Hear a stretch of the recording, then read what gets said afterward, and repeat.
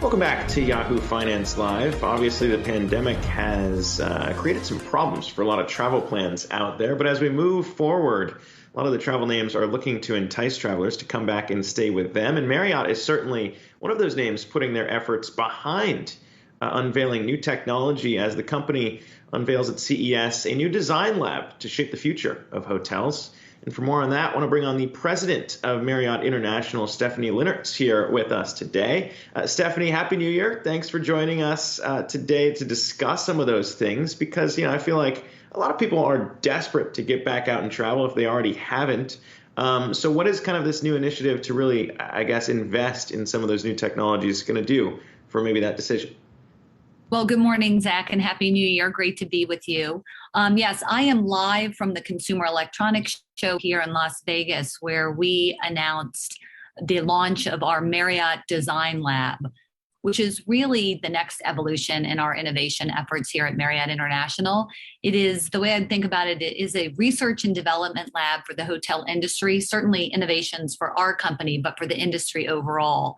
And it starts with, we have approximately 10,000 square feet of flexible state-of-the-art lab space at our corporate headquarters in Bethesda, Maryland, that we use to build, test, and explore new innovations in the hotel space with partners.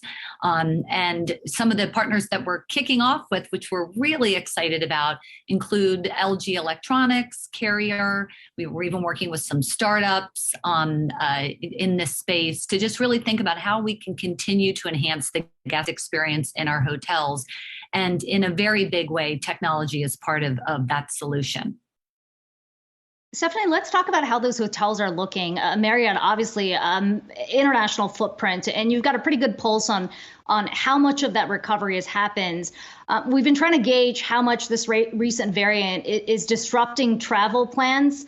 And I wonder what your sense is right now, whether this is kind of a brief disruption or you think that this is maybe causing a lot of people to rethink their plans. Well, Aiko, you're right. We're quite large and broad geographically. We have 30 brands, close to 8,000 hotels, and we're in 140 different countries. So the situation does vary around the world in terms of the recovery and how travel trends are going. I will say, just from a big picture perspective, 2021 was a much better year than 2020. In the depths of this downturn, our business was down 90%, with 25% of our hotels closed. And in the latest earnings call that we had, we talked about our business only being down in the 20% range in terms of same-store sales versus 2019, benchmarking 19 as a more stable year. As it relates to the variants that we've experienced, I think about it this way. Delta's a good example to look at.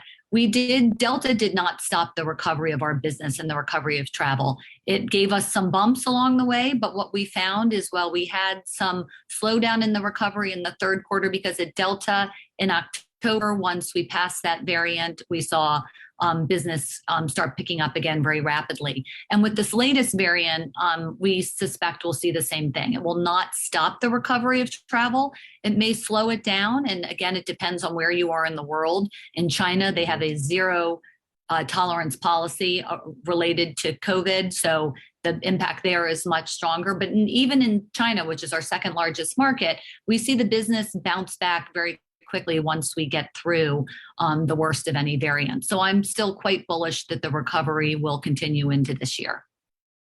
Yeah, I mean, when we talk about, the international emphasis, obviously a lot of the travel levered names that we've talked about, similar to the airlines, those who had been kind of more dependent on international travel or business travel, haven't necessarily seen as robust bounce backs in the pandemic as we wait for business travel to come back. I mean, when you look at that piece of Marriott's piece of the pie, what are the expectations there for when that might even get back to normal, if it ever does? Because some people are saying, look, CES being virtual in some pieces before, is that going to come back the way that you expect it to?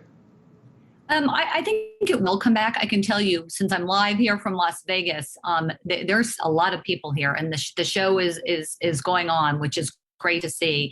as it relates to the recovery of the travel business, and I'll use my company as an example, the recovery has largely been driven by leisure travel. And I think it's worth noting, Zach, that leisure as a segment is 4 times the size of business and was growing at a faster rate even pre-COVID. But business travel is certainly a big part of our company's business, and it depends on the hotel type and the market, of course. And while business travel is coming back more slowly than leisure, it is starting to come back. And one of the segments that we're most encouraged about is the group and meeting segment. Many of us thought that the individual business traveler would come back for the meeting segment, but in fact, it's been the opposite. And our group and meetings business for this year, 2022, is looking quite healthy. And when we talk to our customers, I think what we hear from them loud and clear is that while these tools that we all use so proficiently these days, Teams and Zoom and WebEx, et cetera, they're fantastic. And hybrid meetings have been a great tool to have during the pandemic. Nothing replaces meeting face-to-face. And we can see that in our numbers. Again, our group and meeting bookings for 2022, 2023, 2024, they're very, very strong. So I think the segment will come back, maybe a bit more slowly than leisure, but it will indeed come back. Yes, Stephanie, we are certainly itching to get back to, face-to-face meetings as well. I want to get your thoughts on something that I think a lot of Western brands are really trying to weigh, and that is navigating the political climate over in China. You just mentioned it's your biggest market there. Tesla, the very latest company to get kind of this backlash after opening a showroom in a place like Xinjiang, where the U.S. has said the Chinese are committing genocide. And I know, Marriott, one of your brands, has operated in the city of Urumqi as well.